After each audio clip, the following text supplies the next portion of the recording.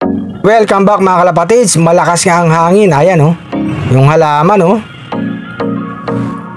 Pakawalan natin si Padrino at saka si Batik mga kalapatids. Labas na. Lipad na.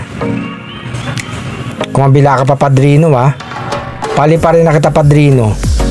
Oh, no. Lipad. Si Batik sumunod na. Ayun na yung dalawa mga kalapatids. Malakas ang hangin. Mabuti nilang hindi umulan. Nakapagpalipad tayo ng ibon mga kalapatids. Lumilipad na ang mga pangwalayong ibon, Padrino at Batik mga kalapatids. Ganadong lumipad ang dalawa. Mamaya papakain natin sila mga kalapatids. Siyempre paliparin muna natin sila. Aww. Sabay na sabay yung magparis mga kalapatids. Lipad, alakdang gubat, lugon pa mga kalapatids. Nagbubong lang. Lugong kasi masakit ang katawan. Paliparin ko ang babaeng stichelbout mga kalapatids. Si alakdang gubat, lumipad din mga kalapatids. Eto nga yung mga ibon natin oh. Sabay-sabay na silang tatlo mga kalapatids. Nagbubong pa si alakdang gubat uli. Pakawalan ko si Dalubasa mga kalapatids. Lipad na Dalubasa. Galing kanina silang dalawa ni babaeng stichelbout sa San Miguel, Bulacan. Ngayon nga pinakawalan natin mga kalapatids. Mukhang nabitin sa liparan tong dalawa. Kaya pinaronda natin sila.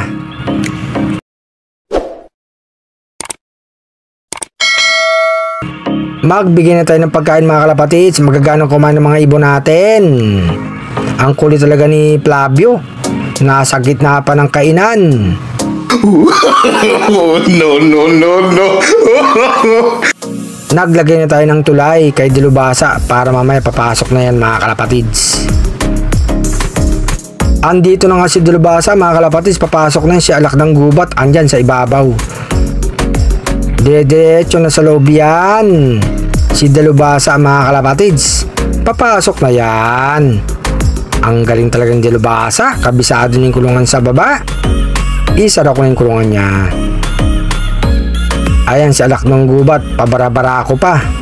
Pasok na, tumalong ka na. Naglulugon eh. Biglang sumulpot ang babaeng stichelbout.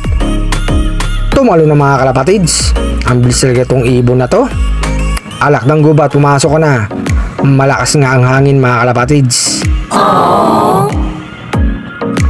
Si Padrino biglang sumulpot oh. Nasa loob na ng kulungan mga kalapatids.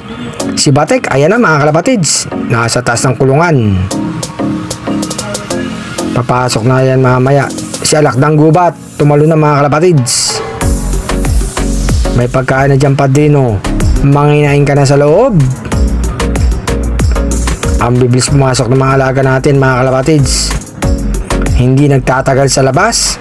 Pagkalipad papasok agad sila. Ayan na si Batik, papasok na yan mga kalapatids.